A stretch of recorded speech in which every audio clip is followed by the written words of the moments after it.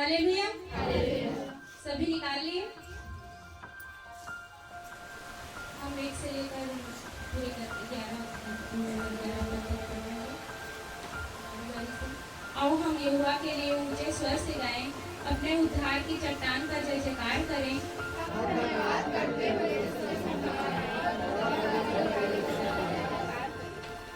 क्योंकि यहोवा महान ईश्वर है और सब देवताओं के ऊपर महान राजा है।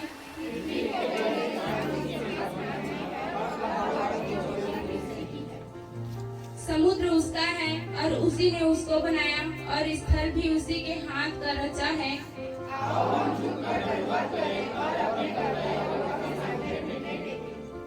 क्योंकि वही हमारा परमेश्वर है और हम उसकी चराई की प्रजा और उसके हाथ की भेड़ें हैं। भला होता कि आज तुम उसकी बात सुनते।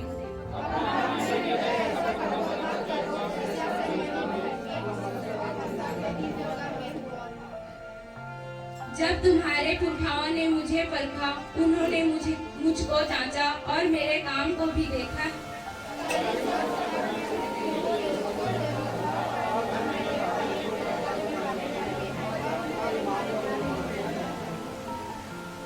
इस कारण मैं 11वां हम एक साथ मिलकर पढ़ेंगे। इस कारण मैंने क्रोध में आकर शपथ खाई कि ये मेरे विश्राम स्थान में कभी प्रवेश न करने पाएंगे। हालेलुया। इस वचन को प्रभु से मांगेंगे कि प्रभु इस वचन को हमारे बीच में जब दिया है तो वो अपने मेरे द्वारा प्रभु बातचीत करें। हालेलुया। धन्यवाद करते हैं प्रेमी दयालु परमेश्वर पिता। प्रभु धन्यवाद करते हैं मेरे परमेश्वर पिता कि इस समय को मेरे प्रभु आपने मेरे जीवन में जोड़ा। मेरे परमेश्वर आपने इस योग्य समझा मेरे प्रभु कि मैं आपकी पवित्र इस परमेश्वर वेदी पे खड़ी हो सकूं। मेरे खुदा परमेश्वर आपको धन्य कहती मेरे परमेश्वर, आपके कामों की स्मरण करती कि परमेश्वर आप महान महान है मेरे प्रभु जी।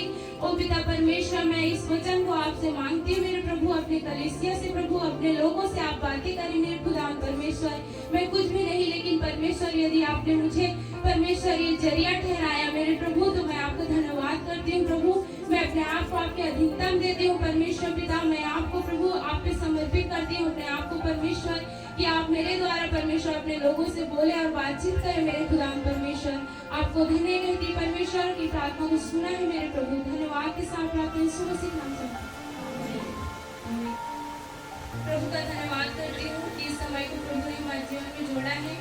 प्रभु को धन्य कहते हैं और इस सुंदर वचन के लिए मैं आप लोग को बताना चाहूंगी कि अभी जब मैं मैसेज को देखी थी सुबह, जब भाई आपका बारी है ऐसे भजन से ऐसे हो रहे थे दोनों भाई, तब फिर मैं मतलब घर के काम की वजह से मैं बाइबल को खोल कर भी नहीं देख पाई थी, ऐसा हालत था। तो फिर मैं देख तो ली थी, लेकिन मैं काम करते करते प्रभु से बोल रही थी कि परमेश्वर पिता यदि आपने कहा है तो मुझे दीजिए करके कौन सा वचन में लू भजन संहिता के लिए करके मैं प्रभु से बातें कर रही थी। और जब प्रभु ने मुझे बताया कि मैं भजन संहिता 95 लूं, ये कंफर्म था कि हम लोग का वार्तालाप था कि प्रभु मुझसे बातें कर रहे थे। लेकिन उसके बाद में मेरे मन में अचानक से इतना सारा क्वेश्चन आ गया कि तू भजन संहिता 95 के बारे से कुछ जानती नहीं, उसका पद तेरे को याद नहीं है, उसके बारे से तू क्या प्रचार करेगी, ऐसे करके मेरे मन में बार बार मतलब बहुत सारे मतलब कहते हैं जैसे प्रभु पवित्र आत्मा हमारे संग है, तो हमें ये भी स्मरण होना चाहिए कि शैतान भी हमारे संग ही घूमता रहता है। क्यों? क्योंकि हम उसके विश्वासी हैं, हम प्रभु के विश्वासी हैं। तो हमें जिस ओर हम अपने आप को प्रभु की ओर चलाने के लिए हम खड़े होते हैं, उसी ओर से वो पैरों को खींचने के लिए वो भी साथ में रहता है। तो मेरे को इतना सारा मतलब भजन संहिता याद आने लगा जो मेरे को स्मरण है, जैसे मेरे चित्त में है भजन संहिता 1, भजन संहिता 103, 115, 91, 23, इतना सारा जितना वो उनका पद मेरे को याद है, उसके बारे से मैं आसानी से कहीं भी मतलब खुद से मैं अपने से बोलना चाहूँ तो मैं शायद तक उसको समझा सकती हूँ, लेकिन वो पवित्र आत्मा की ओर से नहीं होता। तो फिर से मैं प्रार्थना कर रही थी और अभी मतलब ऐसा हुआ कि मेरे दिमाग में ना एकदम से लगा कि बहुत ज्यादा वजन आ गया। एकदम से मैं समझ नहीं पा रही थी कि मुझे क्यों मिला ये भजन संहिता, मैं खुद को डिसाइड नहीं कर पा रही हूँ ऐसे करके। फिर से मैं प्रार्थना की, मैं वचन को खोल के देखी तो फिर से मुझे लगा कि मैं भजन संहिता 112 अध्याय को बोलूं। ऐसे मतलब तब शत्रु बार बार ये वचन जो प्रभु हमें दे रहा था उसे चुराने की कोशिश में लगा हुआ था। प्रभु का धन्यवाद हो कि वो उनके बातों को सुनना, जो फिर से मैं प्रार्थना की प्रभु आप बताएं कि मैं कौन शुरू करके, तो प्रभु ने फिर से कंफर्म उसी को बताया जो 95 को बताए थे। प्रभु का धन्यवाद हो। आइए हम इनको समझते हैं।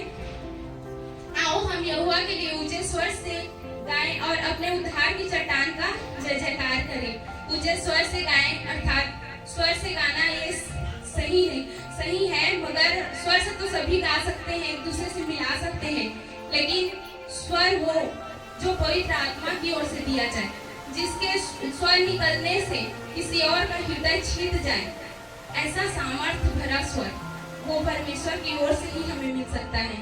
हम मिला तो सकते हैं स्वर, लेकिन उसमें प्रभाव नहीं होगा। हम धन्यवाद करते हुए उसके समूह गाएं और भजन गाते हुए उसका जय जयकार करें। हर बातों में हमें प्रभु के समूह धन्यवाद के साथ आते रहना चाहिए और उसका जय जयकार ऊंचे स्वर से करते रहना चाहिए। हमें स्मरण करना चाहिए कि प्रभु कितना महान है। मैं प्रभु से बातें कर रही थी और मैं सोच रही थी कि प्रभु मैं आपसे कितना प्रेम करती हूँ, मैं आपको कैसे बताऊं, ऐसे मैं प्रभु से बोल रही थी। प्रभु ने कहा कि मैं भी तुझसे कितना प्यार करता हूँ, वो हमें बता चुका है, लेकिन मैं बोल रही थी कि मैं आपको कैसे बताऊं। लेकिन मैं फिर से बोल रही थी कि प्रभु मैं आपसे बहुत प्रेम करती हूँ। ऐसे मैं बार बार बोले जा रही थी और मुझे स्मरण आ रहा था इतना प्रभु का मतलब महान कार्य याद में आ रहा था, स्मरण आ रहा था। हमें देखने के लिए हम देख सकते हैं कि कोई बुद्धिमान है तो हमें उसकी बुद्धि को देखकर हमें प्रभु की महिमा करना चाहिए। क्यों? क्योंकि उसके अंदर बुद्धि कहाँ से आया? वो प्रभु के ओर से आया। वो स्वयं ही बुद्धिमान नहीं है। प्रभु ने हर एक मनुष्य को बनाया है, उसकी सोच विचार भी और उसकी बुद्धि भी प्रभु की ही देन है। तो हमें उसकी बुद्धि को भी देखकर प्रभु की महिमा करनी चाहिए कि वो कितना बुद्धिमान है, कितना समझदार है। तो वो समझदार नहीं है, मैं मानती हूँ कि मेरा प्रभु समझदार है। उसकी ज्ञान, उसकी महिमा, उसकी कृपा, उसकी भलाई, वो इतना है, इतना प्रेमी है और इतना महान परमेश्वर है कि उसकी तुलना मैं कर ही नहीं सकती। उनके बारे से मैं बता ही नहीं सकती। मैं देख रही थी और अचानक से आसमान को देख रही थी, उसका आकृति को देख रही थी, तो मुझे स्मरण आ रहा था कि प्रभु ये इतना सुंदर आकृति है। तो मैं सोच रही थी कि प्रभु ये स्वर्ग कितना सुंदर होता होगा। मैं बहुत आनंदित हो जा रही थी उसको देखकर। मैं इतना खो गई थी कि प्रभु में खो गई थी। ऐसा लग रहा था कि ये पृथ्वी, यदि इस पृथ्वी से मुझे अभी उठा लिया जाए तेरे राज्य के लिए, तो प्रभु मैं अभी आपके समूह आ जाऊं, ऐसा मुझे लग रहा था। जब हम प्रभु के महिमा को देखेंगे, उनकी बातों को देखेंगे, उनकी स्मरण करेंगे, यदि किसी साइंटिस्ट को देखेंगे या फिर हमारे आसपास के कोई अच्छा कहना चाहिए बहुत सुंदर गार्डन में हम यदि चले जाते हैं, बगीचा में चले जाते हैं, बहुत सुंदर सुंदर फूल लगे हैं, फल लगे हैं, तो हमें उसे देखकर हम यदि सोचेंगे तो लगेगा कि वो प्रभु ने कैसा बुद्धि पाया है, प्रभु के पास कैसी बुद्धि है कि वो इतना सुंदर सुंदर चीजों को बनाया है। ऐसा नहीं है। मेरे दिमाग में एक बात थी कि मुझे लगता था कि जब प्रभु क्रूस में चढ़ाए गए होंगे तो उसके बाद में जो दिन है, तिथि है, जो चंद्रमा का निकलना है, ये जो भी सूर्य का, वो मुझे पता तो था कि प्रभु ने चांद और सूरज को बनाए हैं और ये कैलेंडर, ये सब मुझे लगता था कि ये सब मनुष्य ने बनाए हैं और ये इसलिए बनाए होंगे कि प्रभु कितने वर्षों के बाद आने वाले हैं, तो इसका गिनती वो लोग कर रहे हैं। ऐसे करके मैं अपने दिमाग में ये फिर मैं ना उसको सोचती थी कि ऐसा है करके, उसको मनुष्यों ने बनाया है करके।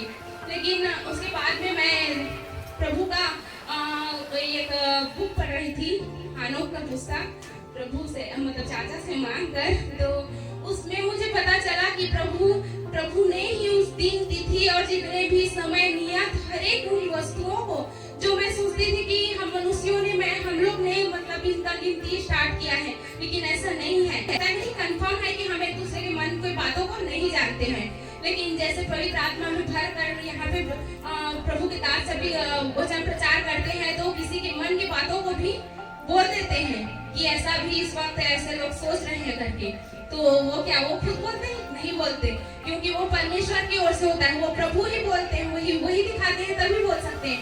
तो मेरे दिमाग में ये सब बातें थी कि मनुष्यों ने गिनती करना स्टार्ट किया है करके, लेकिन प्रभु ने उसके उस बुक के द्वारा बताया कि उस दिन, तिथि, समय, हर एक वस्तुओं को मतलब परमेश्वर की बुद्धि से बनाई गई है, और ये भी गलतफहमी दूर हो गई। और मुझे मतलब मैं उस बुक के द्वारा भी बहुत आशीषित हुई। उसके बाद जब प्रभु का वचन जब पढ़ती थी, और जब कुछ समझ नहीं आता था, जब कुछ समझ नहीं आता तो हमें मांगना चाहिए प्रभु से। पढ़ते हैं तो कभी कभी ऐसा होता है कि हम लोग वचन मांगते नहीं है प्रभु की, मैं इस पद को अध्याय को पढ़ रही हूँ तो मुझे समझाएं करके, ऐसा नहीं बोलते हम लोग। डायरेक्ट बाइबल पढ़ना है तो थोड़ा देर पढ़ लेते हैं करके डायरेक्ट खोलेंगे और सीधा पढ़ना स्टार्ट कर देंगे। क्या कुछ समझ आता है? नहीं आएगा, बिल्कुल भी नहीं आता है। कभी कभी ऐसे सरल अध्याय होता है तो कुछ शब्द जैसे पढ़ लिए होंगे तो वो आ जाएगा, लेकिन नहीं आता है। तो हमें उस समय भी प्रभु से जब हम मांगेंगे ना, तो ऐसे कठिन अध्याय जो कहना चाहिए 2 बार 3 बार पढ़ने पर भी नहीं समझ आता, वैसे ऐसे बातों को एक बार यदि आप पढ़ोगे ना, पवित्र आत्मा ऐसा सहायता आपकी करेंगे कि ना एक एक तो स्पष्ट रीति से, जैसे आपको लगेगा जैसे ये चित्र आकृतियां हैं या फिर आप फिल्म देख रहे हैं और ये आपके साथ में सब कुछ आपके आंख के सम्मुख हो रहा है, ऐसा आपको लगेगा, क्योंकि ये प्रभु की बुद्धि अगम्य है, वो सब कुछ जानते हैं। प्रभु का बहुत बहुत धन्यवाद हो। और परमेश्वर की बुद्धि महान है, वो ही महान है वो। और हमें हमेशा दुख, परेशानी, जो भी परेशानी कुछ भी हो, हमें प्रभु के उन कामों को स्मरण करना चाहिए। और अभी मैं प्रार्थना कर रही थी, कल ही शायद कल ही था, तो प्रार्थना में बैठी थी, तो मैं प्रार्थना लास्ट जब खत्म होने वाला था तो जैसे प्रभु दर्शन में दिखाता है, मुझे लगा कि वो कुछ मेरे को चटा रहे हैं, तो मुझे लगा कि वो नमक है, और मैं उसको जैसे कि सपना देखते हैं तो नहीं गिर गए तो गिर गए करके ऐसे लगता है वैसी, तो मैं उसको सच में एकदम से टेस्ट लेकर ऐसे कर रही थी। तो मुझे नहीं पता था, और मैं लास्ट था प्रेयर का, तो इतना टाइम तो खत्म होता है करके थोड़ा देर में खत्म कर दी। और उसके बाद मैं बोल रही थी कि मैं कल बैठूंगी तो प्रभु से पूछूंगी ये क्या था प्रभु करके। तो फिर मैं उसके बारे में भूल गई हूँ पूछने के बारे से, और प्रार्थना का भी टाइम नहीं मिला तो नहीं गई थी। तो फिर उसके बाद अभी जब मैं प्रार्थना कर रही थी तो प्रभु ने उसको दिखाया कि देख मैं तेरे मुंह में स्वाद डाल रहा हूँ। स्वाद का मतलब ये नहीं है कि उसमें मुझे टेस्टी टेस्टी खाना खिलाएंगे, ये नहीं है मुंह का स्वाद। इसके लिए मैं प्रभु का धन्यवाद देती हूँ। स्वाद ऐसा है, वो आदमी प्रीति से कुछ अलग स्वाद है। स्वाद कि हमारा हो सकता है कि प्रभु से मैं जो फल मांग रही थी वो फल मुझे दे दिए होंगे, मैं आत्मा का फल मांग रही थी, यदि उसमें का एक भी फल प्रभु मेरे अंदर डालते हैं, मैं कहती हूँ 9 फल में से हो, तो मैं नहीं कहती कि मेरे अंदर प्रेम है, मुझे नहीं लगता कि मेरे अंदर आत्मा का एक भी फल पाया जाता है, लेकिन मैं प्रभु से उसी को मांग रही थी कि प्रभु मुझे फल दीजिए, आत्मा का फल। तो मैं उसको टेस्ट ली तो मुझे प्रभु ने बताया कि तुझे मैं ये फल दे दिया करके। प्रभु का बहुत बहुत धन्यवाद हो, और इस वचन के लिए प्रभु का बहुत बहुत धन्यवाद।